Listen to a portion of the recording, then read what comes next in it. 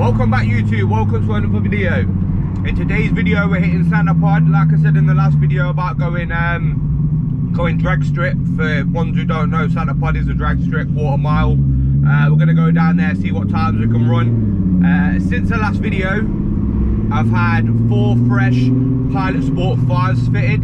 I've tried to get a few miles in them, try and bed them in a little bit, took it for a couple of little runs.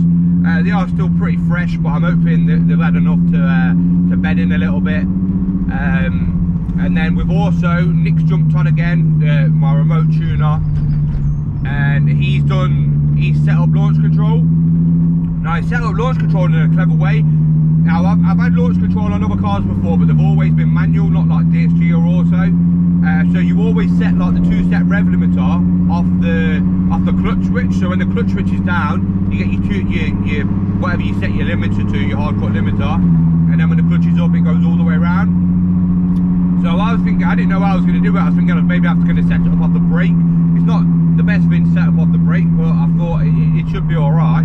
Luckily, Nick, being a fucking wizard that he is, says, oh, your ECU can see vehicle speed, so he's basically set it up off the vehicle speed. So when the car's sitting still, if I put my foot flat to the floor, no matter what gear it's in, no matter what, if I put my foot flat to the floor while the car's not moving, it'll go into a 4K hard cut rev limiter, and then as soon as it sees any movement from the car, it then cuts it off. So perfect. I didn't even know you could do that, but yeah, that's how we set it up. So we will be trying to use that on launch. I will be trying to use draggy as well, but yeah, we're just going to see what times we can get. So the boost is turned up a little bit. It's peaking at about 17-18 psi now. I can't believe the difference when we was doing it and he started pulling a bit more boost. The difference, how it felt, I said to him like, oh, what PSI is that, like 20 odd? And he was like, no, it's peaking at like 17, 18. Yeah, I can't believe the difference like a few PSI makes. Crazy. But yeah, I don't want to do too much talking. I'll jump back to it when we get to Santapod and hopefully get some videos going.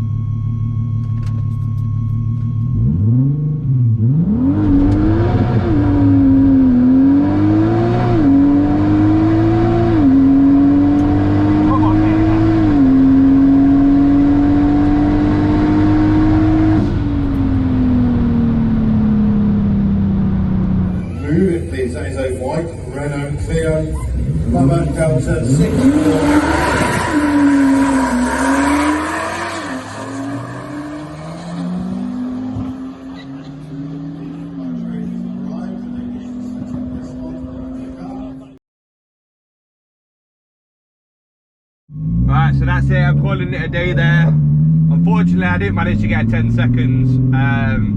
My best time was 11.3 at 123, so still a good time. Obviously there's little niggly problems.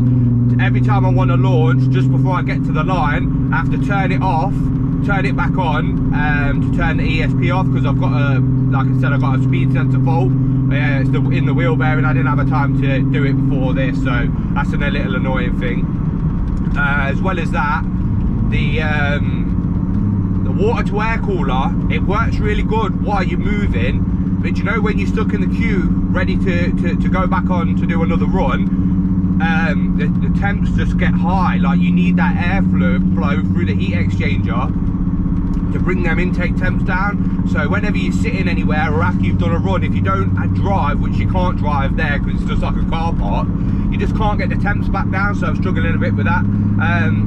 I don't really have room for a bigger water to air intercooler, and I don't really want to swap it out either. And even if I got a bigger heat exchanger, it'd be behind the bumper where it didn't get flow, and again you would then need airflow to it to cool it down, so I don't know how much I'd benefit. I'm thinking the best route here would be, I think I'm just going to go add water to meth to come in at a certain boost level or something, so it's not using it all the time, so I can daily drive it without it coming in. I'll just have like one nozzle somewhere in a boost pipe, maybe before the throttle body, or have a throttle body plate or something, just so it can handle them temps. So if them temps do get high, the meth's got it, so it can just bring it back down. So I reckon I'm going to add meth. Howdex is still stock. I'm looking for either like a map or a controller, try and make that a bit more aggressive. The gearbox is still a bit niggly, still needs a few things setting up and stuff. Yeah, and then just to sorting the ABS bolt out, so I don't have to keep turning it off and on, because it's just, there was a couple of runs I did where it hadn't turned it off, because even when I turn the engine off and back on, when I hold ESP down, the ESP light's already on, so I don't know if it's off or on until I literally like revving it, and then it's either pulling against the gearbox or it's in launch. And there was twice where it was pulling against the gearbox. Also in sport, when I have it in sport mode, because it now shifts at 7.2 in sport, it's actually hitting a hard cut rev limiter, so it like bogs down. So I'm having to manually shift, which I don't mind doing. I actually quite like manually shifting, but I feel like it could probably be slightly better if the sport was actually shifting for me, just because there's a little bit of a delay, and with so much going on and that, it would just be easier just to kind of have it in sport, so it took control of it. But yeah, I reckon with a little, I mean, at the end of the day, I've only just built it, so I'm well happy with the times it's already doing. It's already an impressive car as it is, so once I sort the little niggly bits out, sort a few more bits out, maybe introduce a little bit more boost, I reckon it's just got a 10 in there all day long. But yeah, even though I didn't get a 10, I'm happy with how she performed. We didn't have no problems other than the intake air temps getting a little bit high. It is like 20 degrees Celsius ambient temperature, so it's not the coolest day either. That on top of the water to air intercooler and just not moving and getting the flow. Like, I think it'd probably be better on track. It probably wouldn't be amazing on track, but when you're moving, the temps stay down. But when you like do a run and then you're stopping and you're only moving really slow around the car park and sitting in a queue, I mean, I did have the engine off and I was pushing it, but once that water gets hot, it takes a long time to cool down, a lot longer than just a normal air-to-air cooler would. So it's one of them ones, the pros also the con when it comes to water to air. So yeah, we'll iron some little bits out, but that's it for today's video. It's not the longest video. There was a couple of runs I did where I didn't even record it, just forgot there was that much going on trying to remember everything. But yeah, that'll do for today. Like, share, subscribe, and I'll catch you on the next video. Peace.